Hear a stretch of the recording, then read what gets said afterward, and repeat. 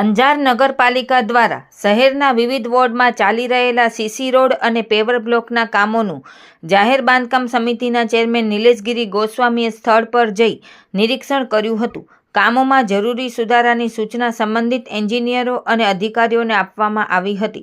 ચેરમેને રેતી, કપચી, cement, paver block સહિત તમામ મટીરીયલનું ટેસ્ટિંગ કરાવી ગુણવત્તા જાળવવા સૂચના આપી હતી।